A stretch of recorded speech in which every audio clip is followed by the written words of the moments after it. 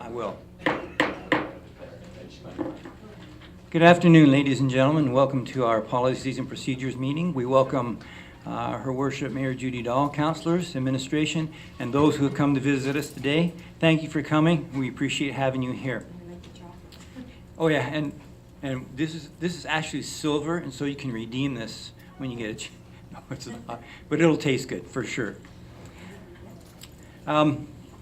Let's look at the agenda, and our first business is to add any items to the agenda.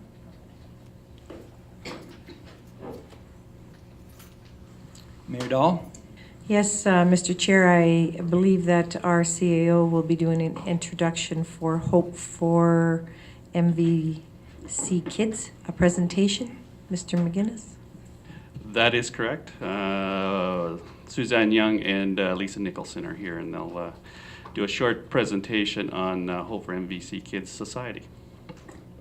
Thank you. I'm wondering if we can slip that in 6A2. We have two delegations, 6A1 perhaps and 6A2. Hope for MVC Kids. Did I say that right? Yeah, Hope for MVC. Okay. Hope for MVC, Mount View County Kids Society. Thank you very much. Are there any other add-on items? Then can we move to adopt the agenda? Thank you, Mayor Dahl. Thank you. I would so move the agenda as adopted with the presentation from the Hope for MVC Kids. Okay, those in favor of the agenda as presented as amended? Thank you. The minutes are on your agenda. You've also seen them if you went online to look at your agenda. They are from April 20th, I believe. Are there any errors, omissions from those minutes?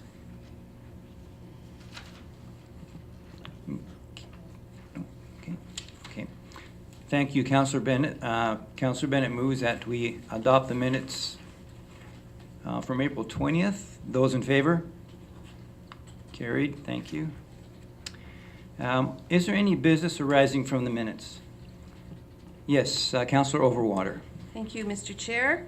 I was just wondering if, regarding the Olds Lions Club and or Hedges, if we did get back to them about what sort of our long-range plans were for them. They gave that presentation last PNP, so I'm just wondering about that.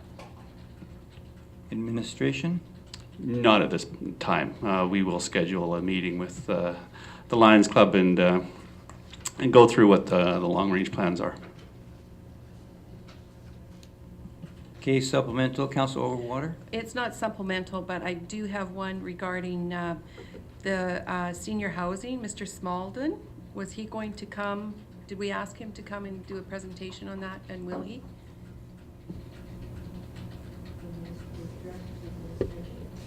Administration? No, haven't made that request from Sam.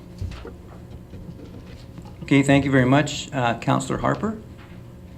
Thank you very much. Going back to the Lions Club, there was discussion when the Lions Club met with council at PNP in reference to paving in that area, and I know that it's all tied into long-range plans that the town does have for that campground. But there was the discussion that perhaps the town administration could work with the Lions Club in reference to hopefully having some areas of the campground paved. Has any of that discussions taken place? Mayor Dahl? Thank you. Thank you for that question, but I just wanted to bring to council's attention the discussion we had with the Lions Club when they were here, and I asked that question and they said absolutely not. It will not be paved. They've done that study and there is no way they could afford it. It was the answer that we received. Yes, my recollection was that the return on that investment is way too long to make that investment. So they did ask maybe for some shavings or some asphalt chips, and I'm not sure Scott, whether will be, we've got plans for that for this year, or whether there'll be some of that material available. Yeah, once we give out what our 2015 roadwork program, we'd have millings there available, and we'll work with them at that time. Further, Councillor Harper? Good. Councillor Overwater. Thank you, Mr. Chair. This is probably directed to Mr. Chant. Their concern a lot was with dust control, and was that, do you not put, like out in the country, don't they put calcium or something down, or oil it a bit to keep the dust down? Through the chair, yeah, one of the big concerns actually is the service road beside them on the west side. Is they complain about the dust on that piece of gravel, and yes, we put calcium down on that stretch. In the campground itself, it's supposed to be down to like 20 kilometers an hour, and not a lot of dust is generated on that spot inside the campground. Councillor Harper. Just begs to ask. It sounds like we, the town of Wolds, is in charge of that service road. And would we, the town of Wolds, be looking at paving that road then, or who's in charge of that road? Through the chair, yeah, that road is in the town limits, is part of the town, it's not part of the Ag Society. So it was being fairly soft over the years, so we've just been treating it with calcium. It basically goes down to our south pump station and the 2 ball diamonds that are there, and then that one house property. So it's not a high priority on for paving, to get it paved, I guess. Anything further, business arising from the minutes? Councillors? Mayor Dahl. I would think at this point then it would be an agenda item we may discuss at our deliberations for 2016 and just revisit to see if it should be a priority for us. Thanks. Okay, thank you. Note that. Thank you very much. If there's no other business arising from the minutes, let's move on to new business. Page 6, delegation, new college housing, Tanya Kerr, and I see Kathy Kimpton, did I get that? Is also with her, so I guess we'll have 2 presenters. Actually, one. Oh, come on. Okay, please come up to our podium here. You may have to fiddle with the mic. It may be that, Tanya, you'll have to take that mic off if it's not going to hold.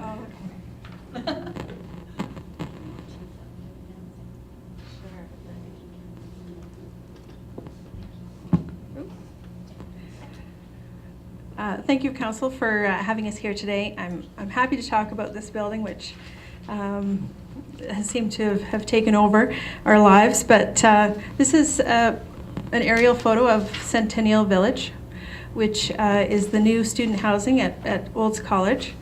I know we're kind of here to talk about taxes relating to this, but I would just like to share a little bit about how we came to be here today and just a little bit about the building.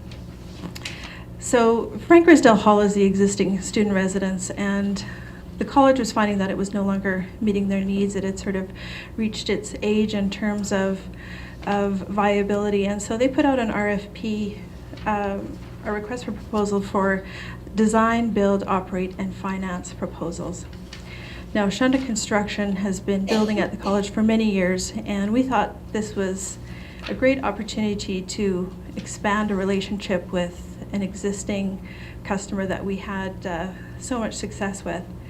So we put forward our proposal, and we formed the corporation CHOC, which is College Housing Olds Co., to be the operator of that building. We were successful in doing so, and we had a fairly short timeline to get this building up. We knew it had to be ready for September 2015, and so some of the decisions that went into this building were sort of based on that time of the essence thought process. We have a hybrid construction, so the exterior of the building is a traditional wood framing. We have CLT panels, which is cross-laminated timber panels. So it's basically slabs of wood perpendicularly laid, glued together, and then pressed. And it forms a really, really strong structure. They liken it to heavy timber construction. And the really cool thing about that material is that it comes in panels up to 80 feet long, so you can build really quickly with a very solid product. So that's on our floors and on our shear walls, and you can see a picture of it if I advance. Here, these are shear wall CLT panels. We put concrete block in the stairwell so to minimize sound, and we sort of knew that they would take a beating. And we have steel stud interior framing. That's why we have long straight walls. Our west wing is 450 feet long, so it's just sort of a massive building. So those are some of the decisions that went into the construction of it. We knew we wanted to have an emphasis on local trades. 99% of our trades are between Red Deer and Calgary, and Shenda has always tried to invest local dollars back into the local community. So we've got great local trades, and we try and utilize them as much as possible, and we have many right from the town of Olds itself. And the methodology, once we sort of knew what the structure was going to look like, when we were looking at design, the concept was to design from the inside out. So starting with the student room and then sort of moving into active and social spaces. Being that those rooms are single rooms, we didn't want students to feel isolated. So we wanted to, once they leave their room, they sort of have to walk past these areas of interaction, so that we knew that we would sort of enforce that social aspect from the private room itself.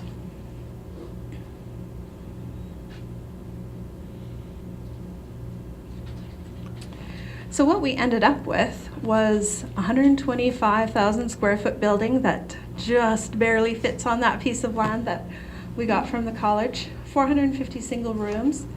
We have a 3,000 square foot student lounge. We have 5 conference/meeting rooms, because this building really was designed in mind with both the student and that conference season. We have 11 social alcoves, which is basically 11 200 square foot living rooms, social spaces that they can go study or just socialize. We have a fitness room. We have a cashless laundry system on every floor, which is really cool. You get a text if your laundry's done or if there's a machine available. So we've looked at some of the technology that we can put in that building. 2 boot rooms. Now this is something that came up. We did a student charrette and we asked the students what they would want in the building. And this comes from them coming from the barn, not wanting to have dirty gear in their room. So they can go into these boot rooms. There's utility sinks and washers and dryers. They can clean up their gear, store it there, and then go up to their room. And then we have this picture here is our connecting bridge. So on the 3rd floor, this connects the wings and just adds a shortcut for getting around, go visit your friend on the other wing. And we have 62 security cameras on every floor in this building, and that's just to, again, add to that peace of mind of the student, of the parent, just, you know, to have that added technology in the building for additional security. So that's where we ended up with our design. This is a picture of our show suite. So this is the student room. You can see it's got really nice, bright windows, their own private bathroom, which is what everybody wants. Mirrored closet doors with the shelving system, and then a nice 4-foot desk with storage. So that's what the students' rooms worked with.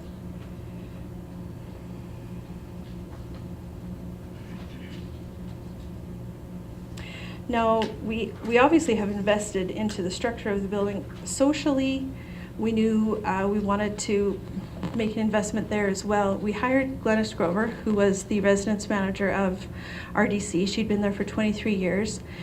We really wanted to implement a strong residence life program, so we wanted her expertise to come in and not just provide this room for the students, but to engage them, make them feel part of this student community, and to thrive within that environment.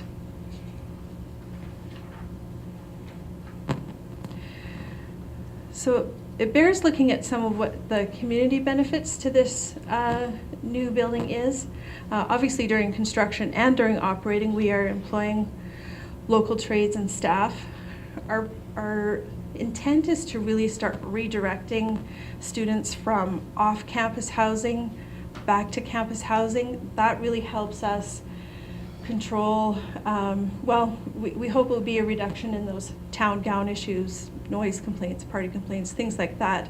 If they're back on campus, we can really retain more control over student behavior, safety issues, and really provide those programs that they need if they need help with mental health or any kind of issues the students are going through at that time. And we think it's going to have a reduction in traffic flow. More students will be on campus, staying within campus.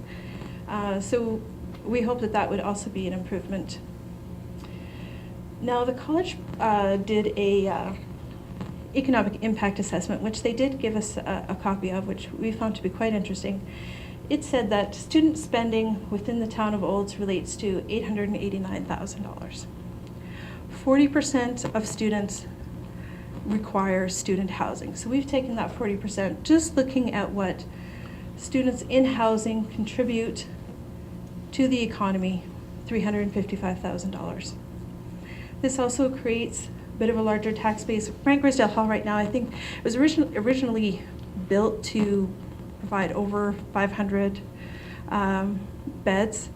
But just with the state of the building and how they've rearranged things, they're right around that 350 to 400 mark.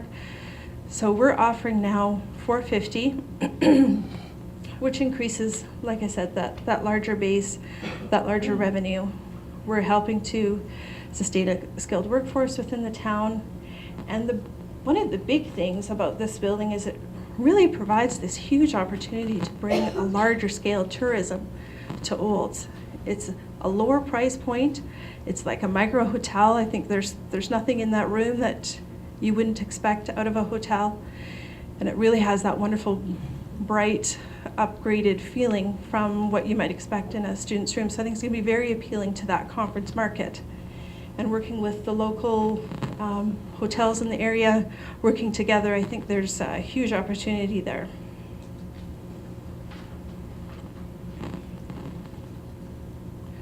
So the topic at hand, taxes. So currently, housing is not taxed at Olds College. The lands are on Crown lands and continue to be so.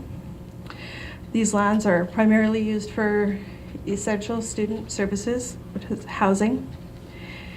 And I think it does bear noting that the DBFO model that we have with the college is a profit sharing. So it's not strictly 100% for profit. There is a significant portion that goes to the college.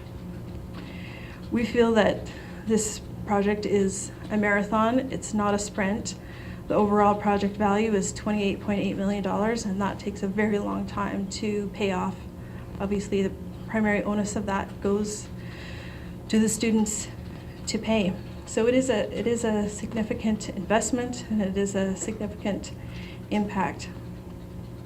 The levy that we have been notified in the 2015 assessment that Mr. McKinnis provided to us was this $68,719, which is an impact of $108 per student. The other side to that is because this gets passed, and when I say student, I do refer to a resident that is requiring residence, not every student on campus. When we start adding these numbers in, and we realize that students have only so much money, we don't want to be pricing ourselves out of the market so that then they're driving back into town for town housing. So that is one concern of ours. We want to keep those students on the campus. So what we're hoping is that council will entertain an opportunity to look at alternate options for this.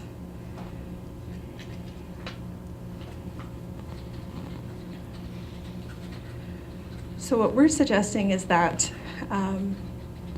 any active leased retail space in that building, like if a little coffee shop goes in there, it should be taxed like a coffee shop would across the street. We're not looking that they should have any benefit that any other retailer out there wouldn't have. Taxes for conference season, unless it's a student conference like a sport camp or 4-H, because those students, they're at such a low price point. Like, we are having to negotiate and reduce fees by over 50% in many cases, just so that those kids can afford to come to the camps. So we would ask that they be exempt. Any conference that is corporate or paying full price, absolutely, a tax should be applied in that situation. So we would respectfully request that you consider that taxes be waived during the academic season. And so, again, as I mentioned to those guests during the conference season, we would also be open to looking at, in year 7 of operations, basically the first 7 years are extremely fiscally tight. We're just starting to pay off this big investment that we've put in the building. So, at year 7, we would also be looking at implementing a student housing scholarship. Some of these tax funds could go to that. That's something we're very open to. And then, of course, if the town is able to apply for government grants in lieu of taxes, if that's something that you ever tried or would be open to doing. These are some of the alternatives we're trying to put forward and see if council would be open to. So thank you for your time and your consideration. Thank you very much for your presentation. We appreciate you taking the time to come and explain a few things that perhaps we didn't know about the Centennial Village. I'm sure there may be questions, so please, if you would remain, Tanya. Sure. Sorry. If we had food to be eaten, run, but it's not, unfortunately. So, starting with Councilor Overwater, Mayor Dahl. Thank you, Mr. Chair. Tanya, what would it cost for a student to stay in one of those individual units? So it's $650 a month. And that covers everything for them, like it covers their internet, does it cover their meals? No, that's separate. That's just the housing. If you're living in Centennial Village, the meal plan is mandatory, and that is outside of our responsibility, out of our operations. There is a $45 internet fee on top of that, which is mandatory as well. That's because we put fiber on every floor into every room. There is, through ONET in town, another huge partner, we have a 1 gig upload and download service to every room, Wi-Fi throughout the hallways, the buildings, the social spaces. So it's $650 plus $45. So just under $700 is what they would pay per month just to stay there. Correct. Right. Mayor Dahl. Of course, that would be including their food passes. Their food? No? Okay. Yeah, I picked up a brochure over there, and it was very interesting. It was nicely done. Tanya, would we have access to this presentation, your presentation today? Will you be sending that to our CAO? Yes, I believe.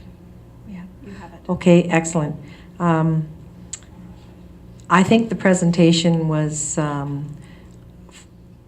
lot of information, and what I'd recommend is that our CAO sit with council as a whole and that we further discuss this.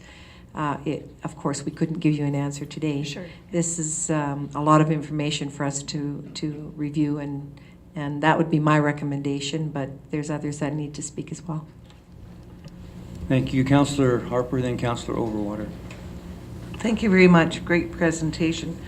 In reference to additional services, i.e. private businesses that would be operating in your Centennial Village, have you already identified the amount of space that private businesses would be operating in your Centennial Village? Well, we have that 3,000 square foot student lounge, and we thought there would be room in there for a type of, for example, if you're in Safeway, you see the size of a Starbucks that they have in there. That's sort of what we thought might be an ideal size of retail operation to go in there, a small coffee shop type of arrangement. And that's sort of the extent that we've looked at it for now. Initially, when we were doing the planning, we were thinking we would try and have that in place and up and running at the time of the opening, and we just found we don't want to rush this. We want to make sure we get the right partner in there, so we sort of took it off the table, and if that opportunity comes forward in the future, then we would certainly be open to it. But that's kind of the scale that we're looking at. So approximately 300 to 400 square feet. And further to that, in reference to the conference services portion, you have indicated that you have 5 conference rooms. Right. That you will be renting out for conferences throughout the summer. And do you already have a number for the rental of those rooms, as well as the rental of the individual student rooms for the conferences in the summer? That's a good question. So the base rate for our conference room rental is $70, although we are finding that the majority of bookings are highly negotiated off that rate. As I mentioned, the student camps, you have 300 to 400 students coming, and they're staying from that 2 to 3 week period. So you're really discounting. They're at a very low price point, so you're discounting because you're getting the volume. So right now, all those bookings are going through the college. I don't have an up-to-date list of what has been confirmed or booked for 2016. Summer of 2016, which is the first time we would be operating there. But that is the base rate that we negotiate from. The conference rooms themselves, the meeting rooms, we haven't set any price points on that yet. Many times these large conference groups require those meeting rooms within their package, so it's usually a package deal that includes those rooms. Just for clarification, you said a $70 base rate, that's $70 per night per room? Correct. Okay, thank you. Councillor Overwater. Thank you, Mr. Chair.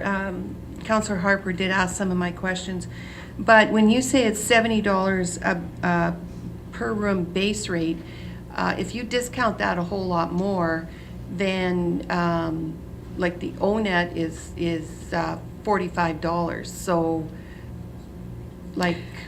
Yes, that's a good point. So we have negotiated with ONET through the summer. We basically turn off the fiber in the rooms and we just rely on Wi-Fi. So we just have a $200 a month flat rate for the Wi-Fi, and that lets us get down to some lower price points. Okay, Mayor Dahl. Thank you. Tanya, 450 in the new Centennial. How many in the old, what do you call it, apartment, condo, housing units? They're not that old. The townhouses? Yeah, it's townhouses. There's 184. 184? In the townhouses. So 634 total. Okay, so you're not going to be using the other facility anymore, Frank Griswold Hall? Yeah. No. Okay. As of September. Correct. Right. Okay, and what else was I going to say? Oh, and just Ms. Kimpton did note that there are some show apartments available that we could see. Absolutely. How would we be able to make that happen? Just connect with Jacqueline, and she Okay. can arrange for that. I think that's a really good idea because it'll give you a much better sense of the operation. Okay. We'd like to do that, so I'll just direct our CAO to contact a date that council could attend to do that. Thank you. Further questions? If not, thank you very much. We appreciate you taking the time. I was going to say, can I just, I probably should just say one quick thing as well because I'm sitting here. But I did want to come to certainly support Chalk in their endeavors, but also just to let you know the proposal that Tanya is putting forward when she talks about the tax being applied to the conference season. I'm not sure if anyone really fully understands the kind of conference season we've got going on over there. Without this new housing development, there's absolutely no way that we would be able to take on the conferences that we take on right now, which have a huge impact on this town. This month alone, 6,000 people on campus. I'm feeling it. It's been a very tiring month. But I just want to let you know that this type of entity and this type of partnership with the private sector allows us to continue to be able to expand our conference services, and it certainly is having a profound impact on this town as well. So I thank Tanya for putting such a creative proposal together and certainly support this. Thank you. Thank you very much. Yes, Councillor Harper, would you like to? Yeah, I believe that Mayor Dahl would like this package of information to be referred to the administration for the administration and council to have a discussion at a later point. So I shall move that. Thank you, Councillor Harper. Any discussion about that? Okay, those in favor of that motion? Carried. Thank you very much. We have a further delegation, Hope for MVC Kids Society. As they're moving up, please take note of Officer Reed out in the area there. We appreciate having you here. And we hope your diet is going well. You know what? Oh, peachy. Okay, lots of fruit. Anyway, it's so good to see you. Thank you for being here with us.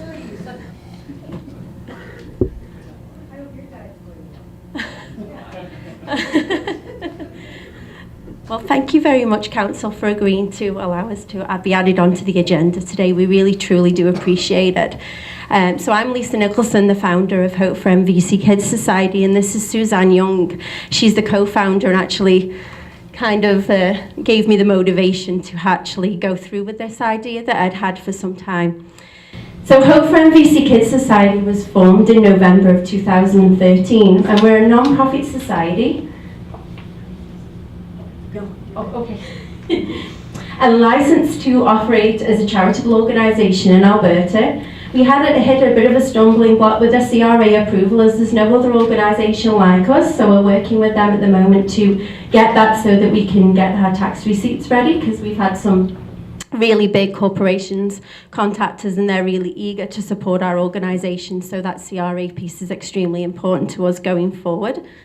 And why was Hope for MVC Kids formed? Well, it was formed for several reasons, and one of the biggest was that the community of Carstairs, where Hope for MVC Kids began, helped raise $20,000 towards a therapy pool I needed for my daughter following chronic illness that she had, and still continues to do so. We were blown away by that generosity and wanted to help other local families, but because of the journey But because of my journey with my daughter Hope and with my role as an EA at Horizon School, I met lots of families that had nowhere to turn for these kind of supports. And I also have another daughter who is 7 and has autism and is non-verbal and developmentally 22 months. She was actually my student from Horizon School, didn't plan to adopt, but that's what 2 sparkly brown eyes and a beautiful smile does to you. So we have 10 wonderful directors alongside me who are all passionate about this cause, either from personal experience or just making to want a difference in their community. I now live between Disbury and Olds, so Hope for MVC Kids has moved to the Olds, Range Road 21 is where we are. It's based on a mission of Foundation of Compassion, and we strive to pay it forward by providing financial support to those families with children in medical need within Mountain View County. And we're absolutely dedicated to provide financial, therapeutical, that's not even a word, sorry, therapeutic and educational supports to families of children in medical need. So how do we help? We provide assistance to families in Mountain View County in the following ways. And first one, if the child in medical need is hospitalised for anything on our illness supported list, they apply to us for financial support to help with things such as parking, meals, help with fuel, utilities, groceries, and even such a thing, if it's long-term, we help with accommodation in terms of we help that family keep the roof above their head while a child is hospitalised long-term.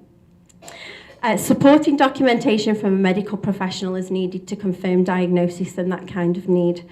If the child needs adaptive equipment for home or school, not covered by other sources, we can financially assist with that. We're supporting documentation from a medical professional. And also then we assist with therapy such as counselling in private, OT, PT, mental health needs, alternative therapy, for example, hypnotherapy, healing hooves not covered by health insurance or other sources. we can financially help with those costs. We're supporting documentation again from a medical professional. And then help and support during a family's crisis. We have personal knowledge of where to go to help and have some great local and city-based resources should they choose to ask for that support. Equipment therapy is essential for independent living and improved quality of life at home and school for these children. This in turn ensures less hospital stays with minimal dependence on the healthcare system. Hope for MVC Kids Society provide assistance when all other sources of funding fail. We ask for applicants to try medical insurance and Alberta Healthcare first before seeking our help. And then just over to Suzanne. She's just going to tell you about the families that we've helped in the local community so far since 2013. You'll have to excuse me, I had nasal surgery a couple days ago, so I'm still trying to breathe. Since our inception in November, we've helped 6 families, all with very, very unique needs.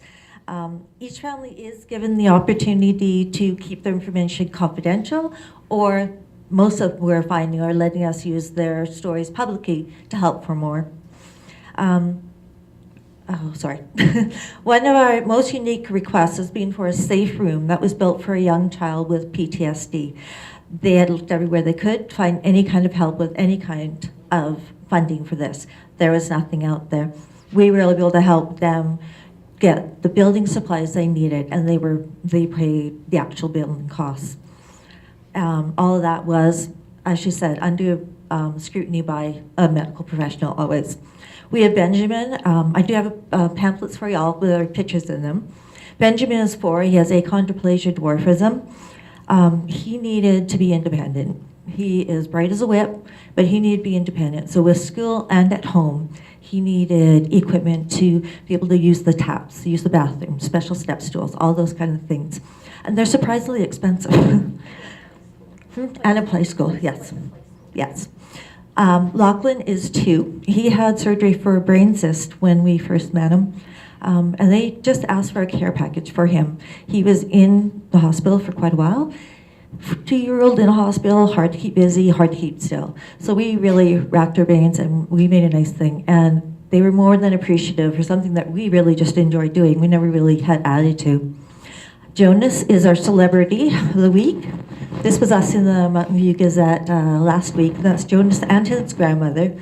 He has complex needs, including cerebral palsy, and he's blind. His grandparents are his primary caregivers, and with him growing up, he was getting a little bit heavy to lift in and out of the tub.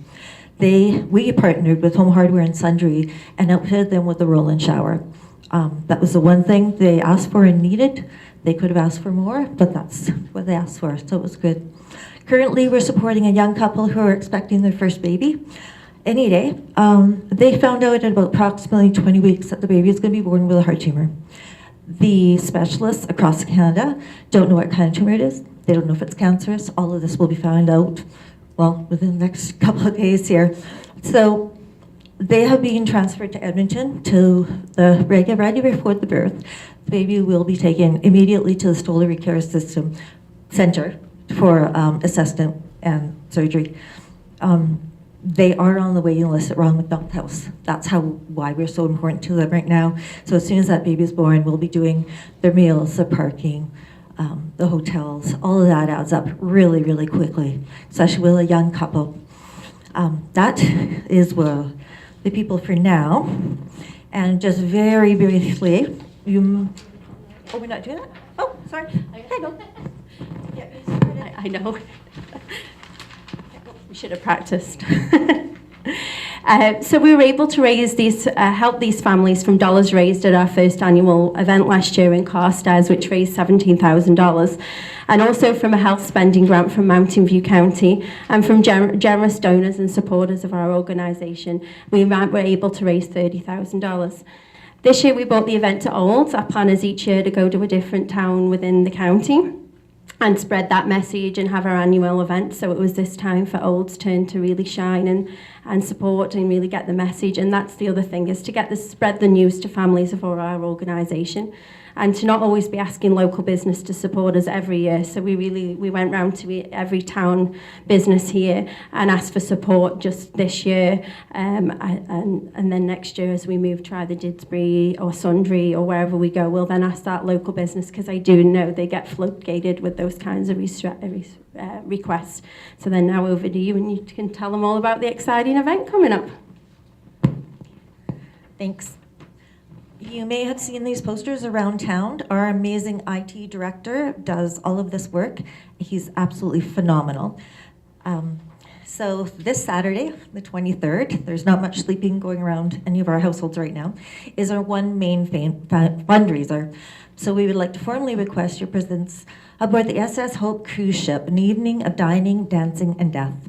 The Terry Shane Productions out of Calgary wrote this play exclusively for Hope for MVC Kids. It's not being done anywhere, and it won't be done again. Your night will start out like any other. You'll get dressed for an elegant dinner as you sail the seas. Sometime during the evening, multiple murders will occur. You must use your CSI skills to be the first to solve the mystery. And it actually gets really competitive. If you're not interested in sleuthing, then you can sit back and relax and enjoy your succulent roast dinner and get ready for a night of dancing and great music. I have many silent auction prizes, amazing support for Olds this year. It's been great. We've got live auction prizes. If anybody needs a horse shelter, we've been donating one. Helicopter ride up to Moose Mountain. 60-year-old port and cigars. That one's going. We are taking reserve bids, so just contact us. All of that is going to be for $60 a person or $100 a couple. We have tickets until tomorrow at Kitten Cargo, or you can contact us through our website. Cocktails start at 6, mysteries at 6:30, continues through the dinner. It's at the Olds College Alumni Center. And who's doing the food? They're doing it, aren't they? Inspirations are doing the food, so we've heard such good things about them. So we also have had something that sort of morphed out of this, is we've had lots of people that can't come have been donating tickets. So we've had 12 families with kids with medical needs that we have been able to say, here, you want 2 tickets, you want to get out for tonight? We got your babysitting planned, here you go. And there's been a lot of tears and thank yous and things, so it's been a really great thing that's been donate tickets. So there. So I guess why we're here today? Well, the main reason was we respect the town of Olds for its amazing work in the community, and that you may know some families that need our support. And we need to spread the word about the organisation to let the community know as we exist and grow, and that they're actually here for them. And secondly, we'd love to see you at our event and have a great time supporting our group. And thirdly, at the possible, eventually, maybe there's some donation or possible funding grants that we can apply to. Well, thank you for taking the time to listen to us today. And if you have any questions, yeah, we're happy to answer them. Thank you. Lisa and Suzanne, thank you very much for coming. Yes, I pulled, there's a couple. Okay, starting with Mayor Dahl and then over to Councillor Harper, please. Sorry, is this at the Fine Arts Theatre or is this at the Alumni Center? Thank you. Well, I wanted to say that I really commend you for the work that you're doing. I know that so many families fall between the cracks when it comes to, helping their kids, and you've certainly solved that. You've sealed that crack. And I wish you all the best. I wish I would have heard a little bit more about your fundraiser in advance, but I know that we're committed to. We're going to pillage the village, I think, this weekend. Yeah, we got the community, we booked our event in November and we'd already invested in tickets and brochures, and we were like, oh, when we saw that poster, we were like, shoot, but it happens, right? So fingers crossed. Yeah, it looks like a good fun night. Do your best to find a night out. Awesome, thank you so much. Thank you. Hang on, Mayor sorry. Dahl. Oh, sorry. Sorry, I just wanted to add this. And I concur, we are at a cusp of a city coming up here, so there's lots of events that happen now on a weekend. Yes. I watched a special documentary last week on children with PTSD. Yes. It was fascinating, and most certainly those parents do need a break, and we need to understand it. Yeah. So I'm looking forward to learning more. Yeah, thank you so much. Thank you. Thank you very much. Yeah, I certainly will accept the added item to our agenda, the Hope for MVC Kids presentation for information, and wish you all the best of luck. Thanks. Those in favor of the motion? Carried. Thank you.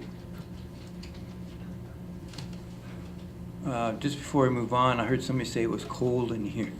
So we're waiting. Okay, so let's take a vote. No. Are we? Can we? Do you want us to change? Or- Okay. Okay. Okay. Let's move to item 6B on the agenda under new business, rate bylaw review, and Mr. McInnes, who will be looking after that. I think Mr. Wagstaff has a presentation that he's going to run through. Thank you, Mr. Wagstaff, please.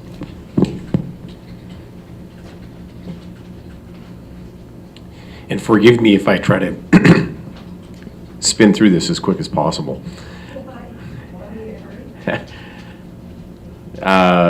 No. But we've been doing some work over the winter here with arena rates and aquatic center rates.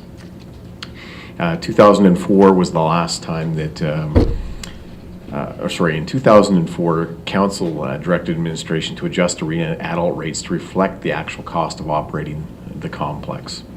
In 2007, arena rates were adopted by Council, and the two subsequent years, in 2008 and 2009, there was increases that had been approved by 5% to those rates. Rates have not moved since 2009, and no formal presentation to Council since 2007. Aquatic center rates, at the same time in 2007, they were approved by Council, and then again they were approved by Council in 2008 for an increase in 2009. When the rate review, we went through, and these are the areas that we were able to compare ourselves with. We looked at considerations on local community comparisons, Airdrie, Carstairs, Didsbury, Innisfail, Penhold, Sundre, Sylvan Lake, and Three Hills being in sort of a geographic, immediate local community. And then we looked at some comparisons of towns and small cities that are comparable in some operations to what we have here in Olds, and those are the areas that we used as comparators. We then vetted some input through CT and LT, and we have met with the ICE users regarding rates for the summer and fall schedule as well. So we have already done that. We met with them 2 weeks ago. Sorry, CT is the coordinating team. That is the managers and foremen, and LT is leadership team. So the CAO's leadership group. And this would be moving towards a bylaw rate amendment. The highlights of what we did find out is we will be recommending approximately a 5% increase again on ICE rates in each of the next 2 years. And that would move the adult rate to an hourly cost recovery level currently. An increase in the dry floor rates. One of the things that came out was a difference between local and non-local use on the dry floor. As well as just adjusting slightly the locker and office space rates to make sure that they're aligned equally for all user groups. The aquatic center highlights are, again, roughly a 5% increase to 3 of the rates, and that's the 12 to 17-year-olds adult and family rates, and it would not move any of the rates that are lower than in age than that, so the younger youth and the preschool. We are recommending adjusting the terminology using, in the past, it's been considered disabled, and what we are is getting very specific in that category and saying it's PDD, persons with developmental disabilities, and assured income for the severely handicapped. So there would be a rate. That was the intention of that rate, to be applied to those groups. But by using the terminology disabled, it created a number of challenges as well as some confusion about what that rate was intended to be applied for. And the seniors rate we're recommending remains the same, but changing the age from 55 to age 65 in applying that. at the pool. RENA rate objectives, as we went through this, we looked at using the principle of trying to reflect the adult rate to reflect the operating cost of the sportsplex. And then we use the adult rate as the base rate to determine all other rates from there. Local versus non-local rates, we did take a look at, there is no particular trend, but some municipalities have local rates as compared to non-local rates. That was a consideration we looked at. And, but we also take a look at the cost, at the price point in a local perspective. And the principle we apply is a prime rate versus a non-prime rate. One of the things that we are suggesting doing is moving our non-prime rate to be before 4 p.m. and right now the non-prime rate is only before 10 a.m. But we have a lot of black ice there between 10 a.m. and 4 p.m. That we're looking at changing. And the time of day, well, that's and as well as seasonally, considering the fact that the Labor Day long weekend is when we really see a shift in the use in the arena. So we're going to align the seasonal rate to the Labor Day long weekend. This takes a look for those that might want to see, graphically, just to pull out quickly without really looking at the numbers and getting drowned in a lot of numbers. You can see where the rates are comparably. Well, Airdrie and Penhold, which you'll see here is the red two bars, are significantly higher in their rates, which should not come as a large surprise given that they are right on the doorstep of cities. But they're a significant deviance from the rest of the rates as you look through there. The one piece where Penhold does fall down is an adult non-local rate. They don't differentiate in Penhold, they just have one rate. And whether you're local or non-local, and it's high. And you can see where these others like Sylvan Lake, Sundre, Didsbury, where they spike up is that they have a different rate for those who are local versus non-local. Similarly, in the October till April, oh, sorry, this one just took out Penhold and Airdrie. So it gives you another look at where we're at if you were not taking off those two spikes in Penhold and Airdrie. And if that's the case, you look at that and it shows that we're right in about the average, right in here. So we're the far right, using yellow for olds. Now, one of the considerations is we are fairly higher, and that's based on that principle of basing our rates off of our cost recovery. Just to interrupt you just Yes. for a second, Mr. Wagstaff. Local avenue? Average. Sorry, AVE being average, yes. So if you're looking at the far right here on the average, you have some ones that are high here, including ourselves, and then you have some that are low, so that average pulls right in between.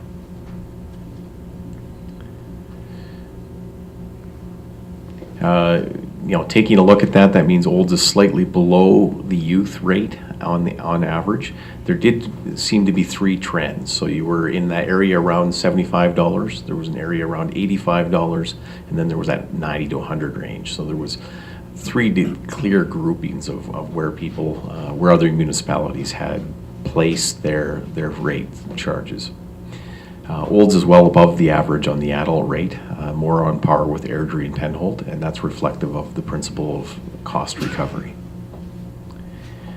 And again, as I mentioned, there's no trend in differences between local and non-local. There was no apparent, it really was one municipality would have a rate that would differentiate between local and non-local, and another would not. Even to the point that some of them had different agreements between what local meant, whether it was in their recreation zone or whether it was right within the town municipality itself. And again, there was some that were a slight difference and some that were a significant difference. Just to- Can we interrupt for questions before we lose it? Sorry. Throw right in, yes. Okay, Councillor Overwater. Thank you, Mr. Chairman. Is there a different rate for our Junior A organization, or what rate do they pay? Are they local or? Currently, right now, they pay an adult rate for their games, and they pay the youth rate for their practices. And they say they play the same rate as minor hockey when they're doing their hockey schools and their practices, and then they pay the same rate as an adult team for their games. And there will be a slide coming that'll actually show junior rates here in a moment. Councillor Baershaw. Thank you. So, Mr. Wagstaff, when we talk about cost recovery, how does that relate or equate to the situation of the pool? So, how many services that we provide, like the arena in our community, actually work on a cost recovery basis? They don't. So that's if you take a look at that on the adult rate for rental per hour of ice, any hour, we based it on 16-hour days for 365 days a year, given that was a fixed cost. They were sunk costs. Whether we're using that facility or not on a day, that's the cost per hour on a 16-hour day for us to operate. We did not do that analysis. We can't really do a direct relation other than if you were doing a rental for the pool on what the per hour is, which we didn't take a look at on the pool. But it's because actually there isn't a lot of those hourly rentals within the pool. The pool is more utilized by our drop-in rate or passes and that kind of thing, which we don't have the similar sort of user pay structure in the arena. Supplemental, Councillor Baershaw. So, do you know what the cost to swim would be if it was a cost recovery? Out of curiosity, what it would cost you to jump in that pool, given what it costs us to operate it? We could calculate that out on a rate if you wanted to rent it on a per hour, but individually, because it's a different user pay, it would be like trying to equate the $2 drop-in fee for public skating to the per hour operation. So it's two different ways of totally different ways of operating the cost recovery. Councillor Harper. At the very beginning, you indicated that back in 2007, that council had directed that every year the costs were to go up a percentage. For 2 subsequent years following 2009. So it was But- approved for 5% increase in 08 and then a 5% increase in 09. There hadn't been approved to increase each year after that, so there had been no price increases since 2009. Yeah. Now, some people are going to get surprises. Well, when we get to the pool one, as we showed on the highlights here, it's only a 5% increase that the council will be seeing as a recommendation at this point. Because, well, I'll wait till we get to the pool here. Yeah, well,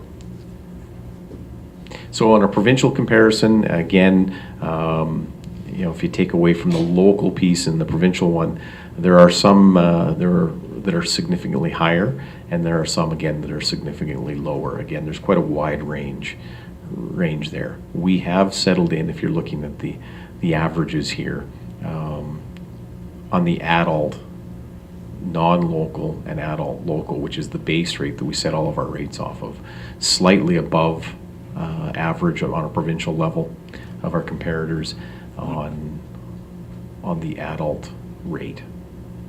And again, we're slightly below the youth rate than our provincial comparators, and we're slightly above on the adult rate. It was interesting to note that Lacombe and Bonnyville had special reduced rates for minor sport organizations, which sort of skewed their data a little bit. They had a break again for minor hockey and figure skating beyond their youth rate. It was most common, however, to have a youth rate be applied to the sport organizations. Councillor Overwater? Thank you, Mr. Chair.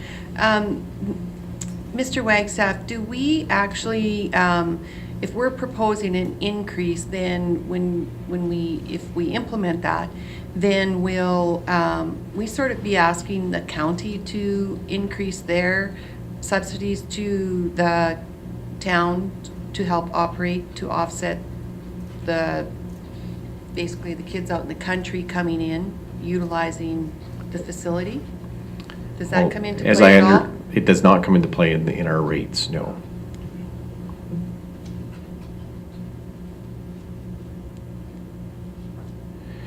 So the junior comparison, earlier you had, Councillor Overwater had asked about the junior hockey. These are the rates that are charged for practices and junior games by our comparators. Now, as much as you see this one spike out in the middle, you may want to ignore that one. It's Strathmore, which does not operate a junior hockey club of any sort, but it does rent ice to junior hockey clubs, both in junior A and junior B. So they have a significant rise as compared to the communities that have either junior A or junior B. Again, for our practice rate, you know, we're right, if you look at across here, we're just slightly below where we would be with practice rates, but we're charging equivalent to Camrose and Bonnyville as far as our game rates on junior. So there is a range on the teams that are both junior A and junior B. It tends to be junior B is charging less than those that have junior A clubs. Councillor Baerschel? This is to open anyone that I guess that could answer it, but is the only reason we charge cost recovery to arenas is because they will pay it?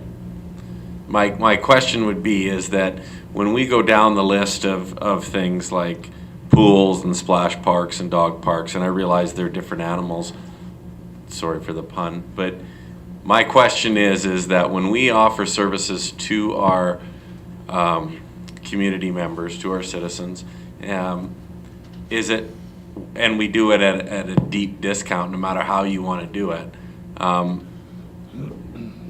why does the arena, out of curiosity, or the users of the arena get expected to pay cost recovery when other people don't? Is it because you get the gist of my question? I do, and that would be when I would turn around to the Seven of You, because it is as a council directive that administration sets the rate based off of a cost recovery for the arena.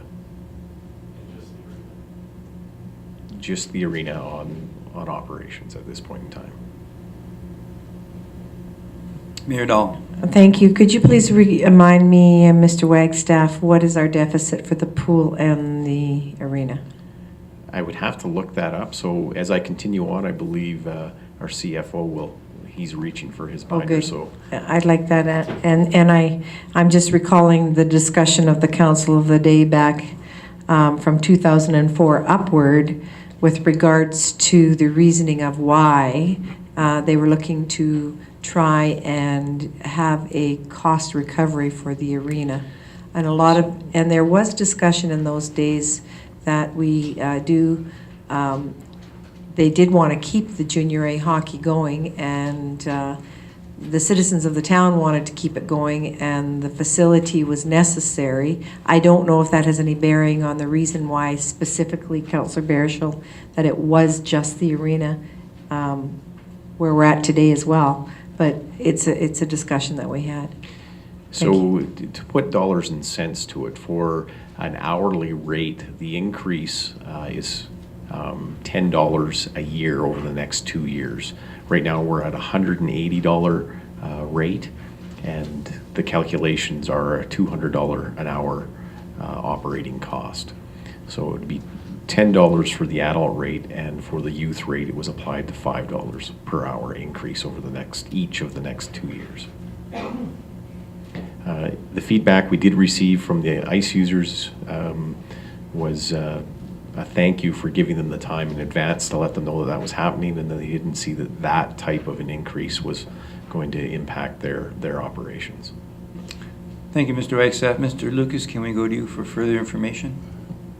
For the 2015 budget, the total expenses in the pool were $1,381,500, and of that, $941,000 was going to come from taxes. And for the arena, for the Sportsplex, the total cost is $1,200,000, and $699,000 would come from taxes. Please continue, Mr. Wagstaff.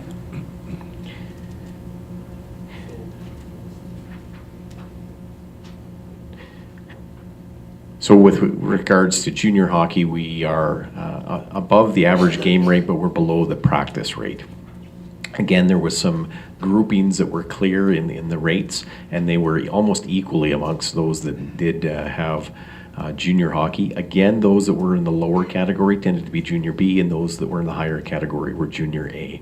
But there was that range of 100, 125, 135 to 145, and 170 to 185, which is the category that we're in. So if you were to take ourselves out of there, it was 4, 4, and 4 in each of those groupings. Just one further interruption, Councilor Baerschel. So, just quickly, Mr. Lucas, from the numbers you gave me, the arena generates with ice rental around $500 and some $1,000 in ice rental. That seems low to me. And then the pool generates, and maybe I'm doing the math wrong, generates roughly $200,000 in revenue. Is that? I know it's opposite of the way you stated it. You stated it taxation.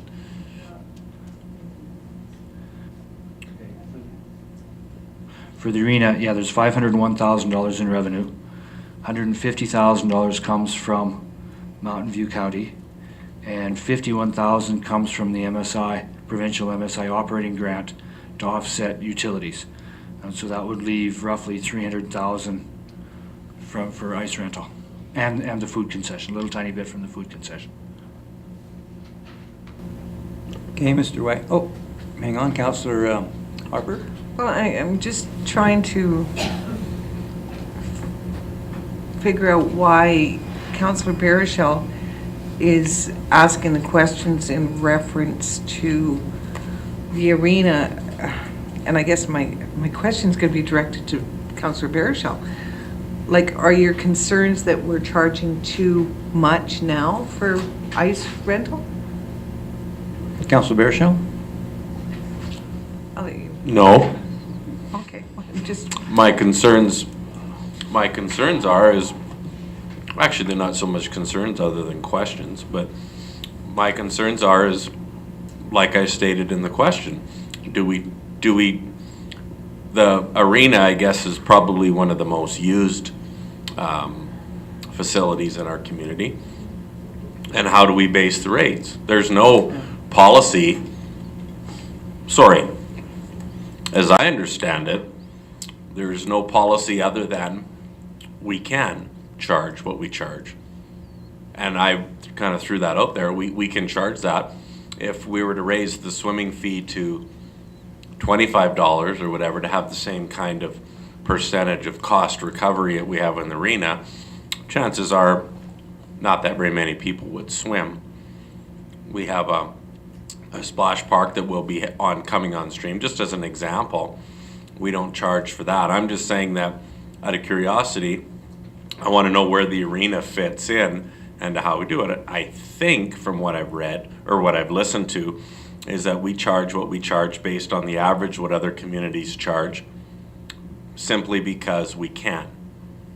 And I threw it out there for an argument. I just haven't heard one. And I'm not saying that I'm upset with the rate. I'm more curious as to what the basis is of what we can charge. Thank you. Mr. Lucas? Just to run a little bit more of a comparison, for the arena we get, as I said, we get $150,000 from Mountain View County. For the pool we budgeted $149,690, so essentially $150,000. we're going to use $51,300 from MSI operating to offset the electricity and costs for the arena. $24,850, so about $25,000 for the pool. That leaves us with about $300,000 revenue at the Sportsplex, and about, I think it's about 265, if I do that really quick in my head, for revenue from the pool. Mayor Dahl? Mr. Wagstaff, I would have to say that the usership at the pool is quite high with the school kids and the swim club and the exercise groups and the seniors and the physically challenged that swim pretty well weekly. Is there really a higher user rate at the arena than there is the pool? A higher I would have to do that analysis and get back to council. That was not an analysis that we did comparing the two. We did them each separately. So Helen led the analysis for the pool, given that that's her industry, and then we looked at the arena operation. So we didn't compare the two, which we will do that and have some of that further for council. Thank you, Mr. Wagstaff. Councillor Harper? So, with the college coming on board with hockey teams, the majority of those students would be not students, but adults over the age of 18. So where would that particular ice rate fall into? So the principles that we've approached the college with right from the get-go is to comparably treat them and the Olds Grizzlies as much as we could the same within their contracts with us. Okay. So their ice rates would be the same as the junior rate. So Okay. they get a practice rate based off the youth rate and a game rate based off the adult rate. And how many games would they be playing in Olds over the year? What's My their schedule? understanding was somewhere between the range of 12 and 15. Yeah. So, and how many games does the Olds Grizzly play at home over a season? I believe 31. I thought it was 50. Right, could be wrong. I think they have a 62 game season. Okay, good enough. In reference to Give or the take. adults, I know that the adult rate is clearly above a provincial average, is clearly at cost recovery. But on the flip side, how many adult teams has the town of Olds lost to other communities? And how many hours are our ice surfaces dark because adult teams no longer want to play in Olds? I wouldn't be able to answer the first one, but certainly I can answer the second one. At this point in time, our pressures on ice they're full in the prime time from that 4 till 10, 11 p.m. So at that point in time, there's not a lot of extra ice out there with the sheets of ice, with only 2 sheets of ice in the prime time from 4 p.m. till 10 o'clock start. Those ones are pretty steady through from Monday till Saturday. So is the ice dark then after 10 o'clock? Between late September and early October and end of February, in that period of time from 4 o'clock till 10 o'clock, no. That's fairly heavily booked. Councillor Overwater? Thank you, Mr. Chair. When you talk about the arena fees, like if you increase that, what is the drop-in fee right now? It's like $5? You're talking skating or Arena, aquatic, sorry. aquatic? Can we continue on through the? We can, don't Because forget. aquatic is next year. Okay, yeah. The OAC rates, again, use drop-in fee as the base fee for all adjustments. So we start with the drop-in fee and then adjust all the fees accordingly. Aquatic programs, so that's not the drop-in swimming, but the actual programs where they're doing aquasize and offered at a cost recovery basis on the inputs, not pool operation, the other inputs that are placed into offering those. So any of the teaching costs, any of the material costs, or any of the instructional materials and personnel. That's a cost recovery for the aquatic programs. And local comparisons are a very strong consideration for the rates. Given that swimming is one that where people will travel to come in, it's, you know, the travel to go to Innisfail or Didsbury is about the same for some as it is to come into the town pool.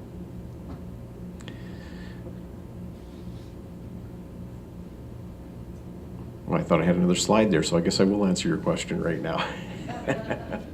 I may have to pull them up, but the rates.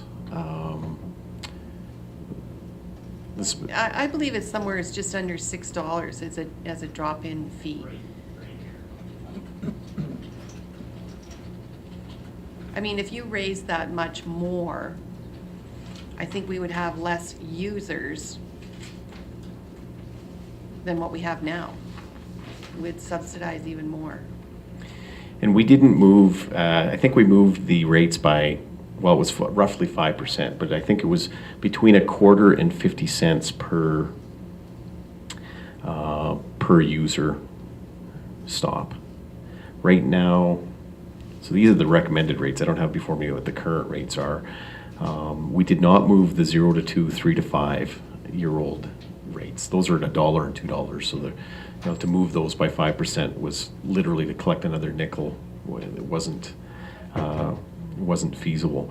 But on the other rates, we're moving from $3.25 to $3.50, $4.25 to $4.50, $5 to $5.50, and $12.10 to $12.50. That's the actual dollars and cents of the rate changes. And then that would carry through as you moved up into a 10-time pass, 20-time pass, monthly pass. Those same percentages were carried through. Councillor Harper? Will you be actually giving us the dollars and cents of the rate increases? Yes, in the for bylaw further- itself, it comes with Yes. a table. It's about 6 pages long. It'll have this very specific, rate schedule. And I really am concerned that the rates have not been raised, well, or even considered for a number of years. I know that's not your fault, Mr. Wagstaff or administration, but I believe that it should have come to us a number of years ago. I do believe that there has been work done. This was picked up, both the arena rates and the swimming rates. There was work done, so it was just, we made sure that we just didn't take those rates and add them. We checked again. They may not have come forward certainly on the aquatic center, because the rates haven't significantly raised elsewhere either. So, we were not significantly out from the local rates. When we're talking somewhere between a dime and 1/4 on the rates, that's roughly where we were at with comparison to the other comparators. Councillor Baerschel? I still think, in respect to Councillor Harper, that the bigger issue isn't the number, it's the actual how we charge and what we charge our citizens for using these facilities. I still think that, and I would be quite interested to know if, just like I asked when I said, if we charged in proportion to what it cost us to operate and run and build, whatever our costs are for every single facility that the town has, then should there technically not be an aspect of fairness involved in how we subsidize every single facility and the rate that we charge?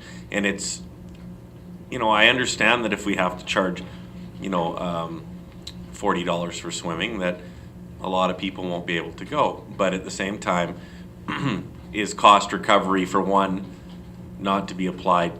Shouldn't it be applied to all? And it's an interesting discussion, and one I'm looking forward to having with the administration and my colleagues. I think I could add something to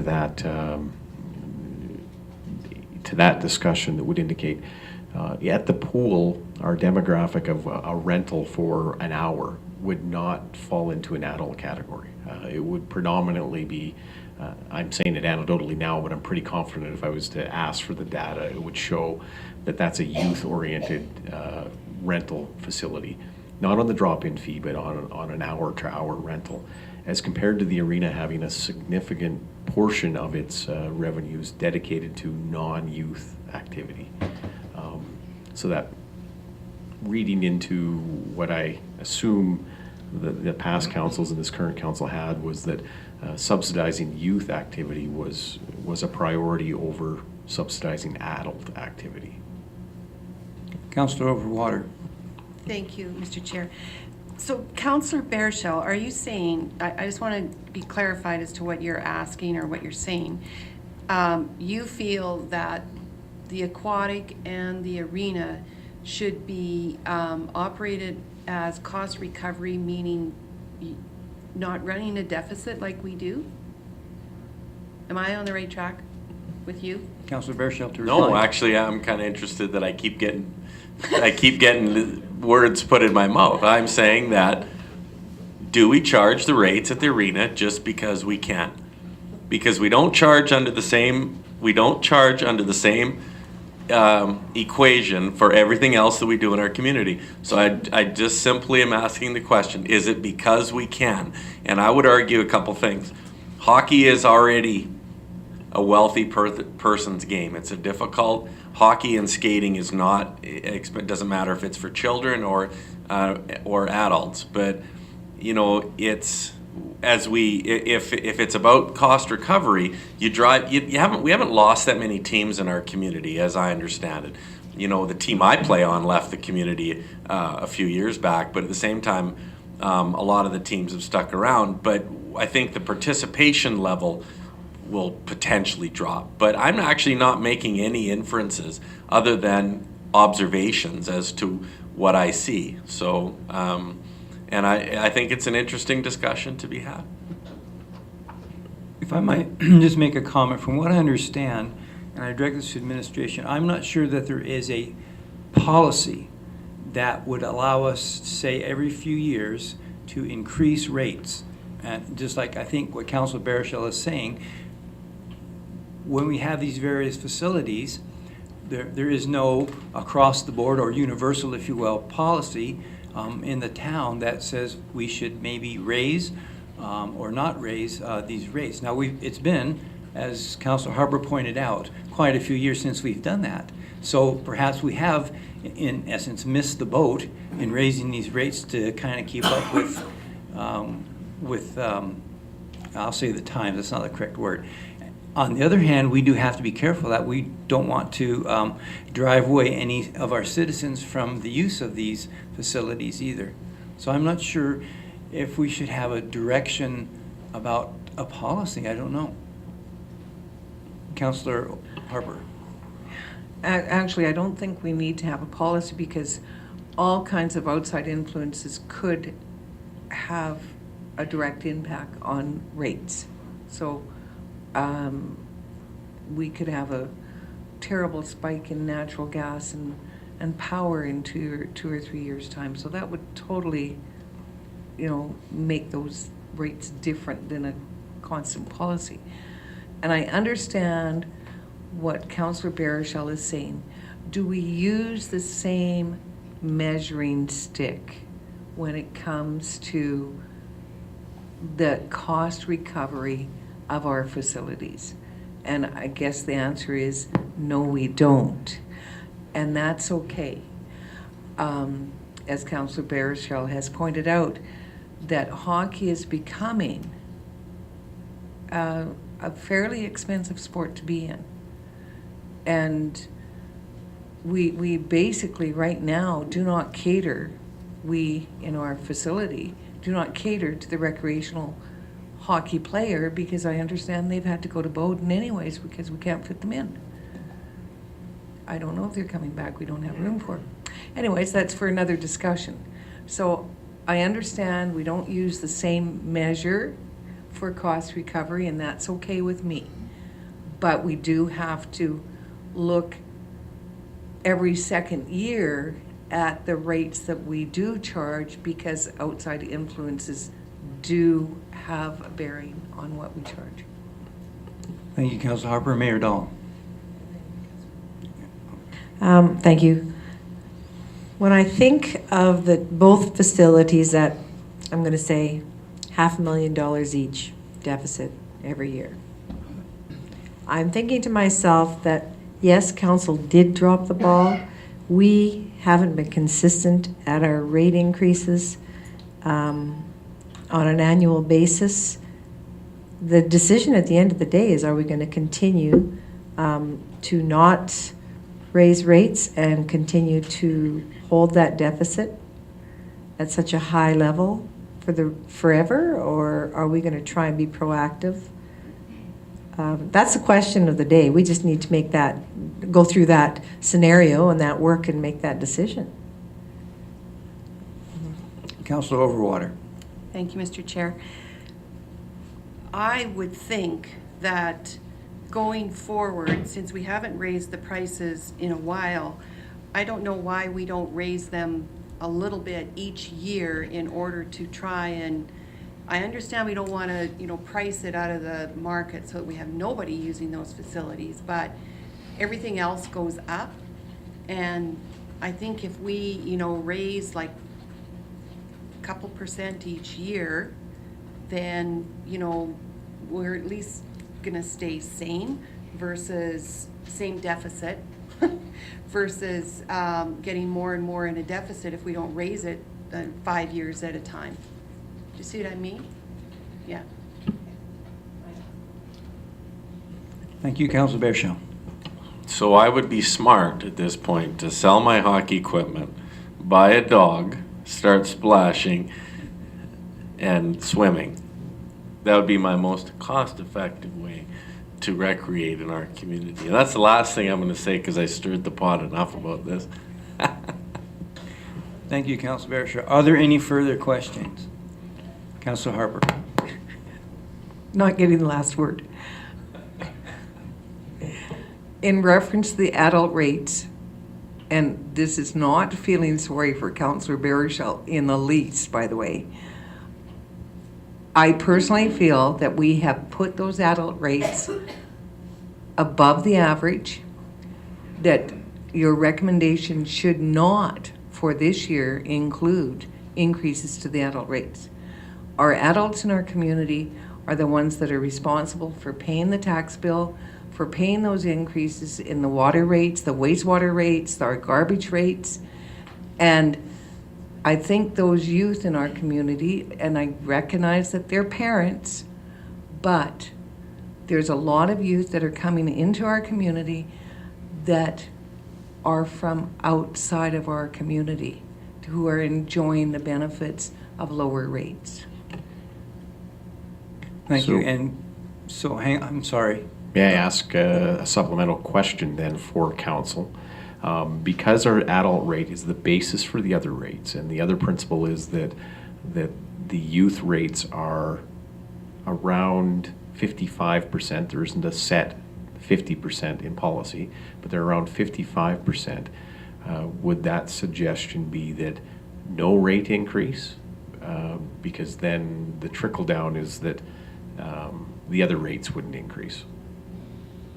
Mayor Dahl. Thank you, Mr. Chair. Being that you put the question out there and council as a whole has to make that decision, I would like to hear from my colleagues Walsh and Bennett. I haven't heard anything of their feelings on this discussion.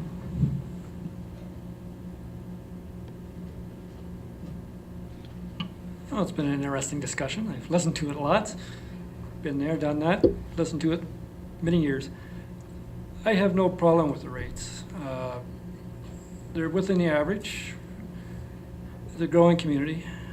People as a community get together. It's the taxpayer that's paying for the privileges of subsidizing kids and that. And I think that's a perfectly legitimate way of operating a facility within our community. We don't need 100% cost recovery. We're always going to have to deal with that. It's our tax base that pays for it. We don't operate in a deficit in the terms of a deficit. we cover the extras with tax rate. Tax rate hasn't gone up significantly in the last few years, so we're obviously doing okay. I don't think that, well, people need to recreate, and we don't want to price it to the point where those who can't afford it can't participate. And I think we do a good job in that front. So I think what Mr. Wagstaff's brought forward is perfectly reasonable. We've operated this way for many, many years, and we have looked at the rates and we've decided not to do anything about them. It's not that we didn't increase them every other year, but we have had people look at them and say, you know, our competitors, our neighbors have not raised them that significantly, so we've stayed the same. We've stayed competitive within the region. So it's been done fairly, so I really have no, well, that's where I'm at with it. So I've really got nothing to add to change what we've been doing. Councillor Bennett, would you care to make a comment? There's always room for further discussion, but I also agree with Councillor Walsh that it's fine where it's at, and the general taxpayer is going to subsidize that. So I agree that we don't necessarily have to raise the rates. And Councillor Baruchel. Sorry, I just have a question. So Doug, arena rates haven't been raised for? As proposed or since 2009? Well, no, since 2009? Since 2009, it's, okay. There is no increase on the ice. But ice has been charged. Ice has been shortened to 45 minutes, right? Yeah, so it's the same charge per hour, but the amount of ice that was available to Olds Minor Hockey has so that was, but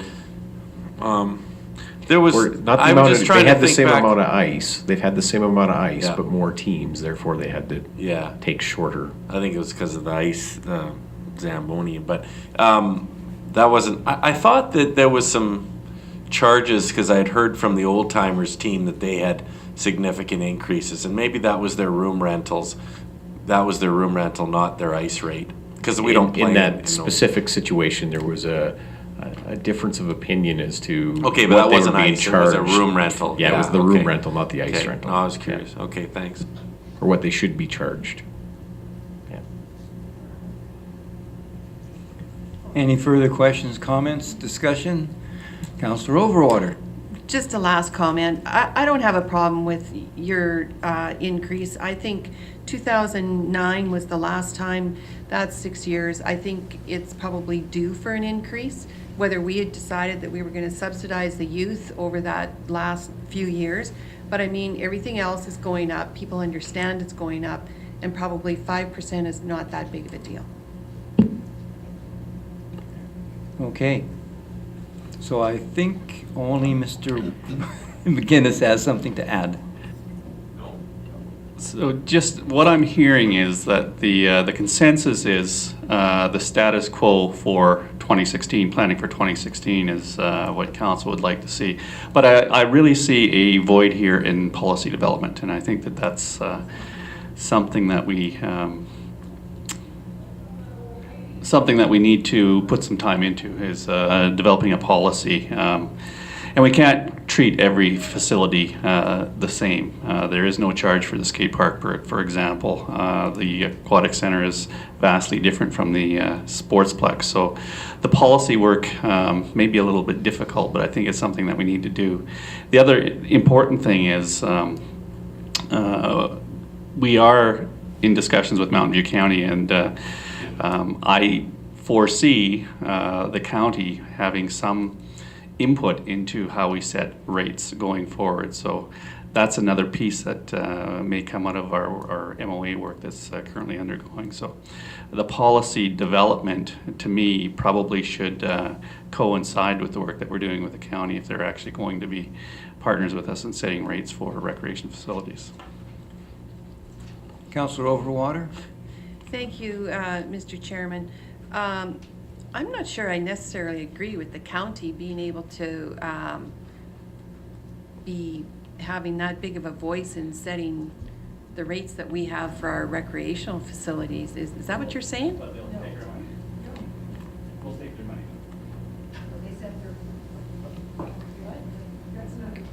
No, yeah, just for your information, they don't Not set at all. our rates. What they do is they set the amount they're going to give us, and they could give us lots or they can give us little. I understand that, but my understanding, what Mr. McGinnis just said, is that they would play a big part in how we set our rates for our recreational facilities. Is that not what you just said? What I said was that there's a possibility they may want to have that role if they're going to contribute significantly I see. to the deficit. All right. Councillor Harper. I just want a clarification in reference to this. This was going to be a little easy one, wasn't it? In reference to the rate bylaw schedules that I understand you will be bringing to a council meeting. Are these rates to be effective for 2015, September 1 of 2015, when hockey season starts, or for September 1 of 2016? So it was proposed that they become effective August 1st, which is when the new, ice sheets start again. And for swimming, it was proposed it was going to be the aquatic center that would be Labor Day, because those are each the natural turnovers in both of those two facilities. So that's how it was proposed. Today I did not bring the specific dollars and cents intentionally so that we could talk about the principle of, roughly approximately 5% increase or not. Okay. I'm looking for a few more hands shooting up. All right. Thank you very much, Mayor, Council, Administration. Very good discussion. Yeah, Well, so just a little bit further to CEO McInnes's comment, I'm not clear on whether the council was suggesting that we status quo was as proposed or status quo was existing rates without change. okay, I saw Councillor Harper's hand go up first, and then Mayor Dahl. I would certainly recommend, put it as a motion, that administration bring recommendations back to council for rate increases that reflect a 5% increase for the aquatic center and arena. Does that make it clear? Okay, we have a motion on the floor. Mayor, is your comment directed toward that motion? Thank you, I concur. I did not hear that we wanted to stay status quo. I heard that we were looking for an increase. Okay, so I believe, Mr. Wagstaff, you have some direction. Okay, so we need to vote on that motion. Those in administration to, yeah, with a 5% increase. Those in favor of that motion? Carried, thank you. Okay. Mr. Chair, if I may make one closing comment that will actually, no, I didn't want to open up another can of worms for the debate today, but to prepare for the fact that one of the things that we are looking at is how we relate the rates and service level of a couple of other of our facility amenities, and that's soccer and baseball. Because that same question is going to be a tug for council on how do you encourage the use of those facilities and encourage the growth of recreational activity and organized recreational activity, at the same time balance a service level within those two sports in the amenities that we provide and maintain. Thank you, Mr. Wagstaff. Mayor Dahl. Thank you. That's good information. I think it would be proactive for council to take a tour to Okotoks to see what they've done for their baseball. If in the conversation we've had with the Olds College and what we have on the table and the floor and within discussions within the community and citizens, it would be worth going to see that facility, and I'm sure that Mr. Cleland would arrange a bus from the college and take us all over there. We could take our bus, but I'm sure he'd be open to that. Okay, thank you very much. We appreciate your efforts, Mr. Wagstaff. We're going to move on to item 6C of the agenda, Community Peace Officer Uniform. Mr. McInnes. Thank you, and I think Doug will lead us through this one as well. Well, this one will be a little bit shorter. Never say that. Oh, and if you'd like to, because what was presented in the package really is what the debate for council on some directives. So Mayor Dahl, thank you. Thank you. I can share this with our colleagues, my colleagues. So the background and history Mr. Wagstaff prepared for us was very well done, and I appreciate the time and effort that you put into this. This is excellent information. On several occasions, I've been at presentations in the town of Olds, at which time our our community peace officer has been in attendance. It struck me odd that majority of the individuals had ceremonial uniforms, or what they call dress uniforms, after I did some asking on the individuals that were wearing them and asked them why they were wearing different uniforms. At that time, I did ask our peace officer if we had one, and he said no. And he truthfully said he thought it had to do with the cost. So I'm looking at this fabulous information and saying to myself, for $1,200, the gentleman deserves to have a dress uniform and fit in line with all the other colleagues of his when he attends a service. And that's what I'd like to put on the floor. Councillor Overwater. Thank you, Mr. Chair. I concur with Mayor Dahl. I think it will show that we value our peace officers, and I don't see us having a problem spending $1,200 for our peace officer to have a dress uniform. I think that's a great idea. Questions? That's great. Then if there's no other questions, I direct our CAO to bring this back, or I don't think this needs to come back to council, but I would just direct our CAO to work with his staff to ensure that the town peace officer is able to present himself with a community peace officer dress uniform. Okay, so we have a direction to council, to administration. Those in favor of that direction? Thank you very much. Carried.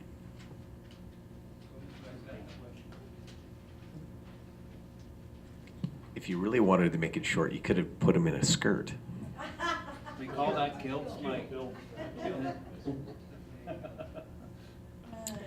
Moving on to item 6D of the agenda, notice of motion, purpose, and process. I would like to speak to this if that's possible, Mr. Chair. Okay, Mr. McGinnis, are you going to start us out on this? No, I will defer to the mayor. Thank you. First of all, I will say that this was a conversation that I had with our CAO. It did surprise me that it came to this agenda. I wasn't aware of it because I don't do the agenda preparation at this time. I knew that the discussion was going to come back to council at the appropriate time. I would say that we need to have a process, and I'll work with our CAO that although I'm not the chair for the policy and priorities meeting, I really do have a lot of discussion with council and our CAO. And if there's information coming back in this package, I need to be aware, because honestly, I didn't think I was quite ready to prepare this at this time. But my question is, and my intention is to speak to council as a whole, and just to see if I got the mark right. I mean, the discussion I had with our CAO, who he's in turn delegated to his, of course, legislative clerk, who did the background and history that I see here, was that I wasn't certain that this was working 100%. Am I on the mark? Should this have come to council? Should we take this off the table, leave it on the table? Are you happy with the process? I need to get some feedback from council. So my apologies to any and all council at this time if this is premature in your own opinion. I have had some telephone calls, and I'm just here to say that you've read it, you've all read it, and I'm looking for some feedback. So whether it's today, now, or a year down the road, we still need to review this and make sure we're on the mark. Councillor Harper. I'm just wondering if there needs to be, as stated on page 13, a more formal way for individual councillors to meet with either the CAO or the mayor to perhaps put items on the agenda in advance.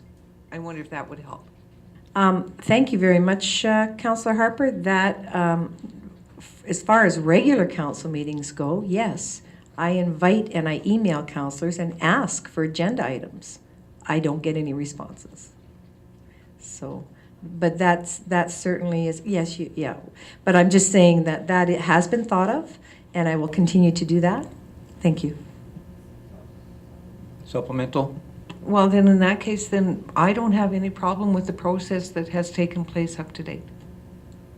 Because we can certainly address notices of motion, and they can come back to a next council meeting with hopefully some background material in that and financial implications, because I think that's, sometimes things are urgent. And I think if we have that background information that's perhaps provided with the notice of motion, that would help us. That's all. Councillor Overwater, and then Councillor Baerschel, please. Councillor Baerschel. I agree with Councillor Harper. I just wanted to say that before she stole my thunder again. But I agree with her. I seem to think it works. What we're doing now with the notice of motion, and you know, the opportunity to discuss with Mayor Dahl agenda items is fine with me personally. Councillor Overwater. Thank you, Mr. Chair. Okay, I just want clarification. So should I want to bring something forward, I need to have a notice of motion prepared with some background history, and I can bring that forward at any council meeting to be brought forward to the next council meeting? Is that, and then that would direct administration to come up with financial implications and stuff? Because I probably wouldn't know the whole financial implication of that. Is that correct? Mr. McGinnis. So one of the issues that I have with this is, when does council have a debate around the issue? Is it when the notice of motion is presented and council can have a debate whether it's something that the 7 of you want to have examined, or does the debate come when it comes on a subsequent agenda?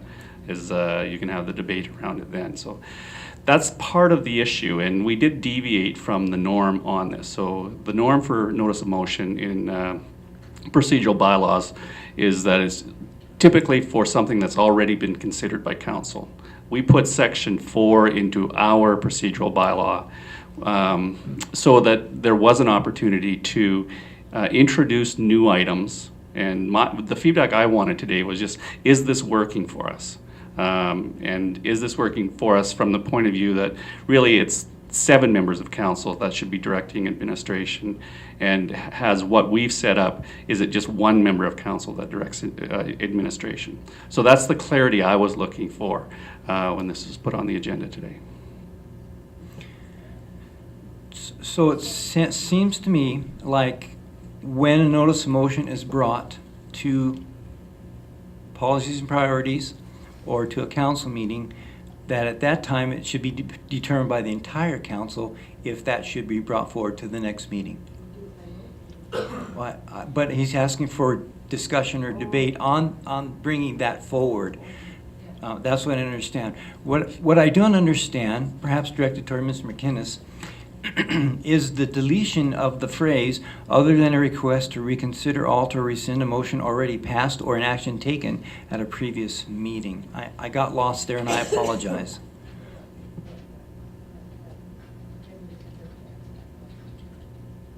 If you look at section number 4 in our actual procedural bylaw on page 14, We've added that piece, and that's typically not part of a notice of motion process. So that piece was intentionally added in our procedural bylaw so that there was an opportunity to introduce something that wasn't reconsideration or alter or rescind something that had already happened. Other comments or questions? Councillor Walsh, and then Councillor Harper, please. Yeah, I was just seeking clarification. We do vote as a council on a notice of motion to going forward, I think. Do we not? That has not been the practice. Okay. Well, I kind of, that's what I was curious about. I have no problem with the way that ours is done. If it's bringing notice of motion forward, myself as a counselor, I'd rather have all the information, and if administration can supply information, if a counselor has an idea, I think going forward, it works. With the ability to add to an agenda also, not either or, but both, I think that works. That gives the opportunity for everybody to bring something forward. You know, I mean, if I want to bring something forward on an agenda and I tell the mayor, I want this on the agenda, and she decides, well, this could take 2 council meetings before all the information is gathered, that's perfectly fine. So, you know, our mayor would have to somehow gatekeep that type of thing. Or if, usually it's something spending money, I think a notice of motion, if a councillor is feeling strongly about something, then we all get to discuss it. But with full disclosure and full information around the bend, so that we have something to discuss and not just kind of make a judgment call at that point in time. So, yeah, I think it works fine the way it is working. Thank you, Councillor Walsh. Councillor Overwater, then Councillor Harper. Thank you, Mr. Chairman.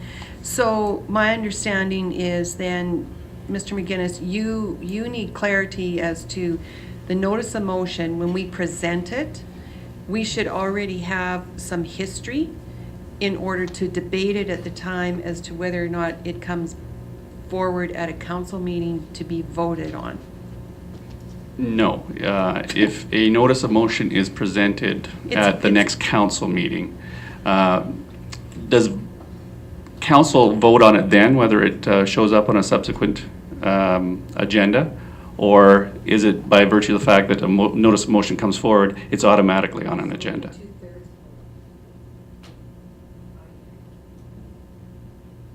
Councillor Harper, then Councillor Baerschel. Yeah, I certainly understand the questions that you're asking, and I recognize that, and I believe that this council has been, and our mayor has been very receptive, and our administration, to adding items to an agenda. And the reason for notice of motion could be redirected down the road. I know that. But we always need to have an opportunity for a notice of motion to take place. And I firmly believe that. Perhaps you're right that a vote should take place, whether that proceed, but we should never be in a position, we have to think for the future, not for today as well. Because or even in the past, and I believe Councillor Walsh lived some of that past, where it was a very divided council, and it would have been very difficult. But some of those urgent things that were very important may not have ever been part of that public eye. So I'm sort of looking 2 different ways there. Councillor Baerschel. Thank you. I think that that we shouldn't be voting on whether someone's motion is valid or not. If they want to make that notice, I think that it should come to the next council meeting, if that's what on the next agenda. I can't think of any reason why we would want to stop that, and I think it would cause more issues if we did it that way, even from a democratic standpoint. Thank you. Are there any other comments? Councillor Bennett, would you like to make a comment? No, okay. Okay, is direction needed? Would you like some direction for this, or? Yeah, I think if other members of council just confer with the mayor and I can finalize this and see whether it stays as is or needs to be tweaked. So Mayor Dahl, will you get us together? So to speak. We can do that. Okay, great. Thank you very much. Returning to the agenda, going on to question and answer period number 7. Any questions? Do you have any answers?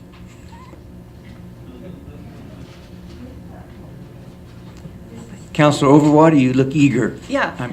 Thank you, Mr. Chair.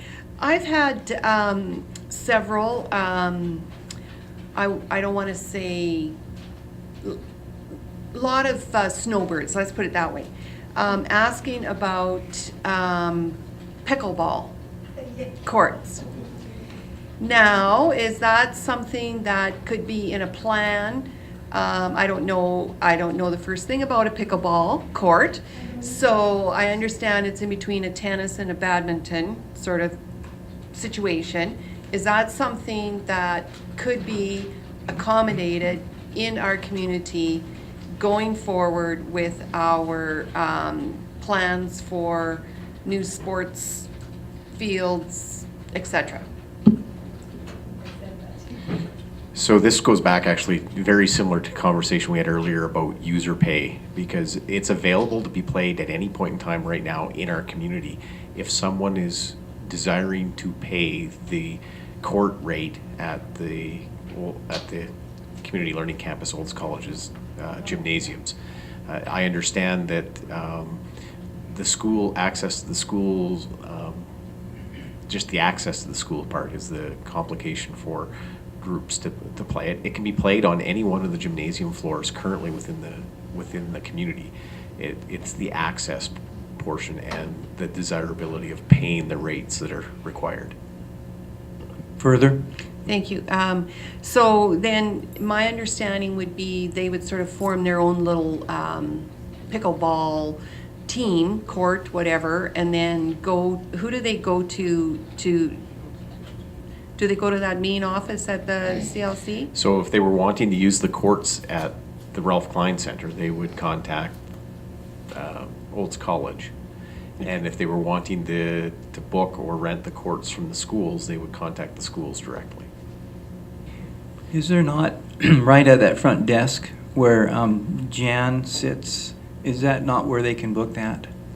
Yeah, so as you walk in the Ralph Klein Center, just, if you look just to your left, there's a desk. Okay, perfect.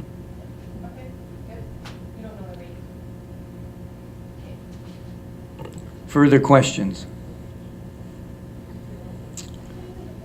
Seeing no further questions, I would ask somebody to adjourn. Thank you, Councillor Barishaw moves to adjourn. Thank you very much. Great discussion today on a number of items. Thank you. And thank Olds Community TV, your go-to channel for news and information in Olds, Alberta.